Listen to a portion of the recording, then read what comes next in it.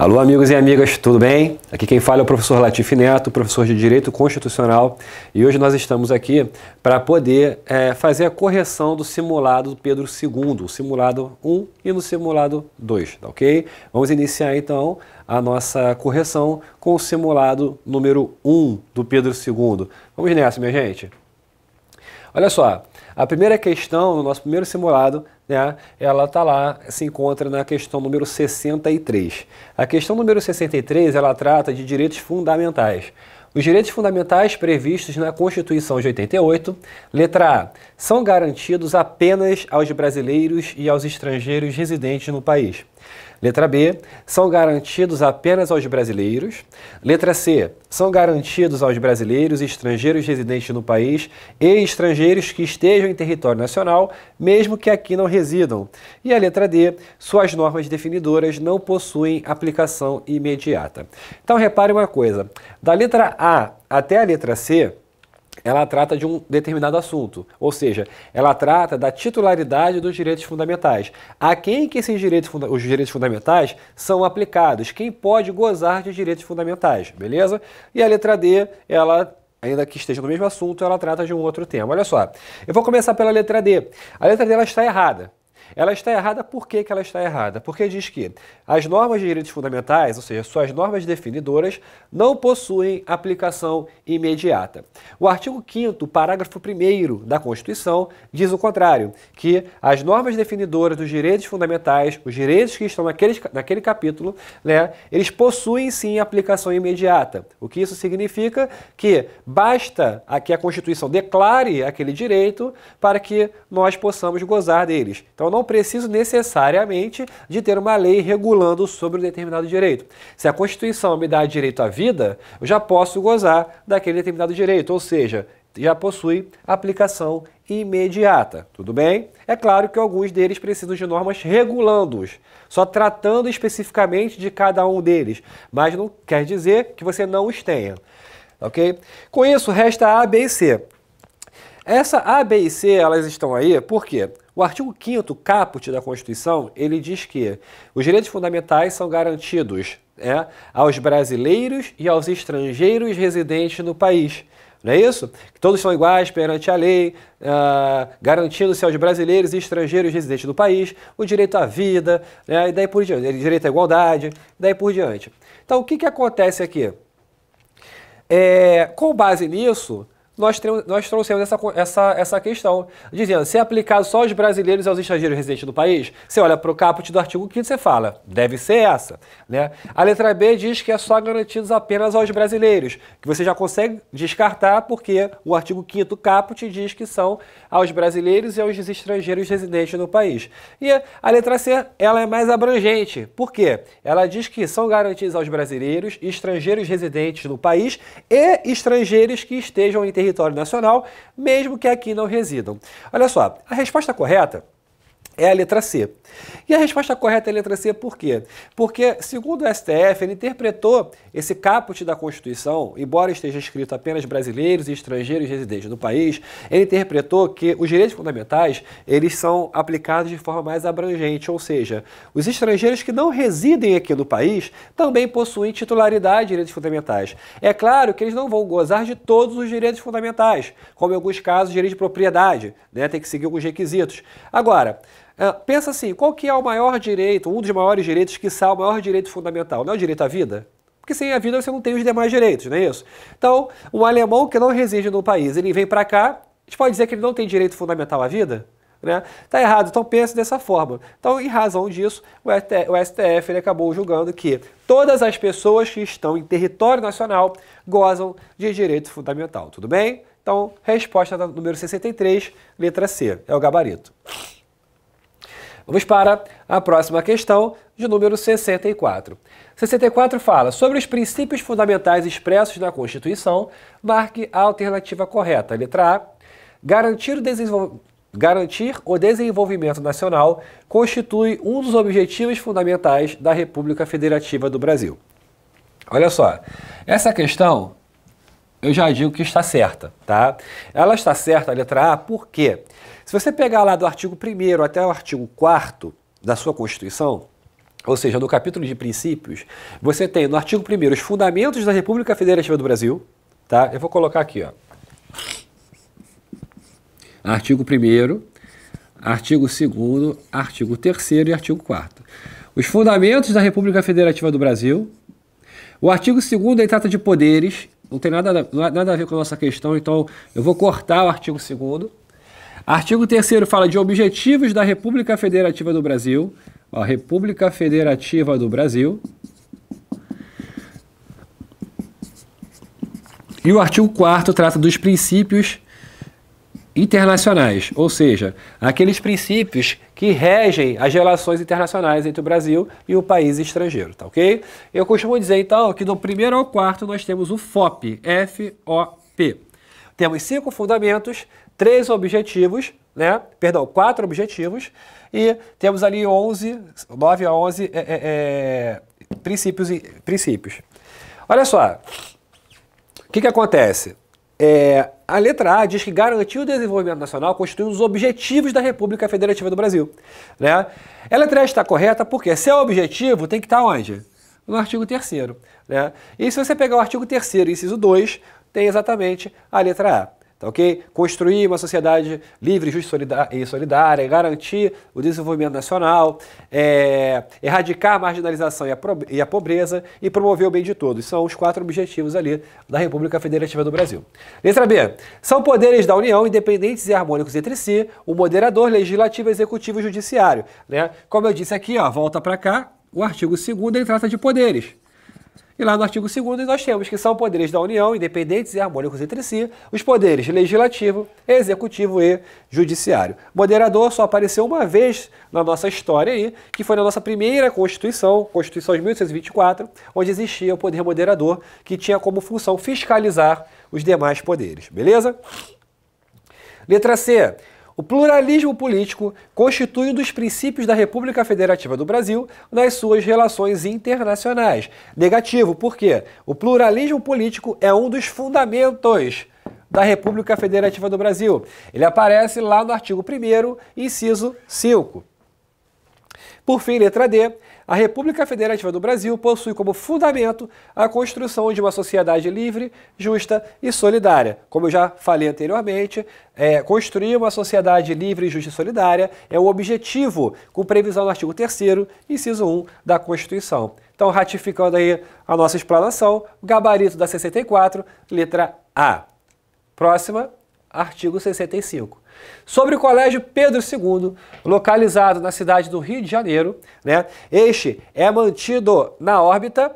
Então é o seguinte, o Pedro II, localizado no Rio, tá? Na cidade do Rio, ele é mantido em que órbita? Quem é que o rege? Quem é que administra? Ele se encontra na órbita federal, tá ok? Ainda que o Pedro II esteja localizado na cidade do Rio de Janeiro, ele se encontra na órbita, ele é mantido pela órbita federal. Isso aí nós temos previsão lá no artigo 242, parágrafo 2º da Constituição. Então essa questão aqui bem rapidinha, bem tranquila, que você tem que saber, né? Você vai fazer a prova do Pedro II, então é interessante você saber. 66. Marque a alternativa correta nos termos da Constituição. Letra A. O ensino é livre à iniciativa privada, independente de autorização e avaliação de qualidade do poder público. Olha só, primeira questão, ela está errada. Ela está errada por quê? Porque o ensino é livre à iniciativa privada e depende sim. Tá? Um dos requisitos que tem que ser obedecido é a autorização e avaliação de qualidade pelo poder público. Hoje nós temos isso lá no artigo 209, inciso 2 da Constituição. Beleza? Letra B. O ensino religioso de matrícula facultativa constituirá a disciplina dos horários normais das escolas públicas de ensino fundamental. Questão B, correta. Está lá com previsão no artigo 210, parágrafo 1º da Constituição. Diz que o seguinte, né, resumindo isso daqui, toda escola pública no seu ensino fundamental, obrigatoriamente, terá que constar na sua grade o ensino religioso. Todavia, assistir essa aula, assistir essa matéria, é uma faculdade dos alunos. Então, embora seja obrigatório o ensino religioso, o ensino fundamental de escola pública, assistir, ou seja, a sua matrícula, ela é facultativa. Isso se dá pelo fato do nosso Estado ele ser laico, ou seja, não existe uma religião definida, tá ok? Melhor, uma religião oficial. Então, a letra B ela está correta com fundamento no artigo 210, parágrafo 1º. Letra B. Vamos ver por que a C e a D estão incorretas. Olha para cá. O ensino fundamental regular será ministrado em língua portuguesa, inclusive para as comunidades indígenas.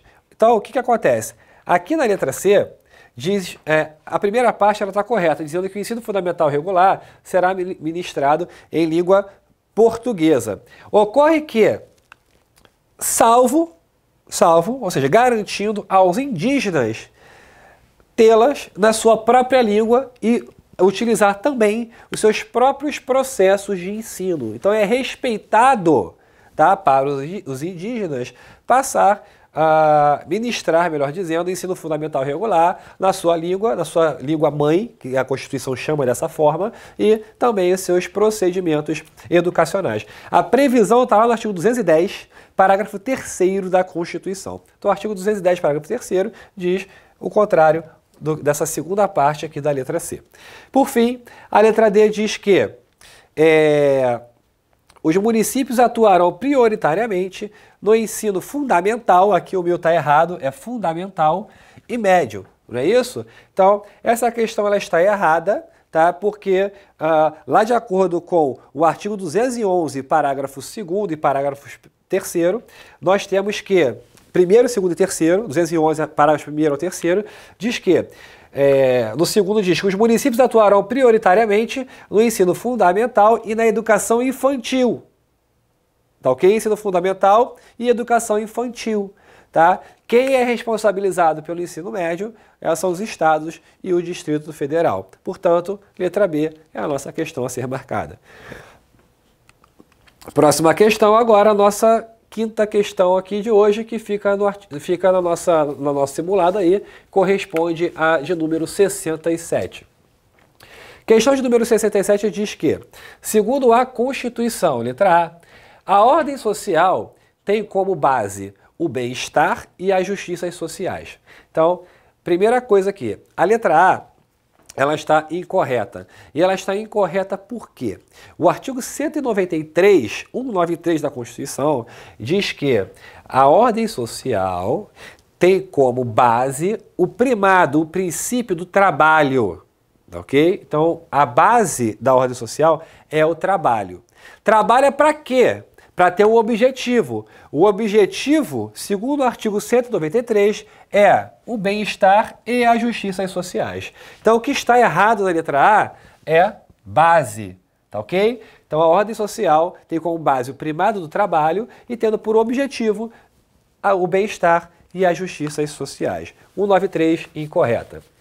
Letra B. A saúde é direito de todos, embora não constitua um dever do Estado. Então, lá no artigo 196 da Constituição, nós temos que a saúde é direito de todos e dever do Estado. Tá? Para quem lembra da aula de direitos sociais, nós temos lá que a saúde é um dos direitos sociais com previsão no artigo 6º da Constituição. Saúde, educação, moradia. Então, o Estado, né, ele possui o dever de fazer, o dever de agir, ele tem que fornecer esse tipo de direito para a sociedade, né? Compreende, ele está contido, na verdade, naqueles chamados direitos de segunda dimensão, beleza? Então, letra B, ela está incorreta. A letra C diz o seguinte, ó, é vedado às universidades admitir professores, técnicos e cientistas estrangeiros na forma da lei. O que acontece? O artigo 207, parágrafo 1º da Constituição, ele diz o oposto, ele diz que é facultado pelas universidades admitir professores, técnicos e cientistas estrangeiros na forma da lei, se lhe for conveniente. Está lá no 207, parágrafo 1º, beleza? Então, tá errado, pode contratar sim. Resta a letra D. né? Então a letra D é o nosso gabarito, vamos ver porque ele está certo. A Seguridade Social compreende um conjunto integrado de ações de iniciativa dos poderes públicos e da sociedade, destinados a assegurar os direitos relativos à saúde, à previdência e à assistência social. Perfeitamente. Isso aqui nada mais é que aquele tripé da Seguridade Social, né? Eu vou colocar aqui embaixo. A Seguridade Social, acho que ficou um pouco fraca aqui a caneta, vou trocar rapidinho.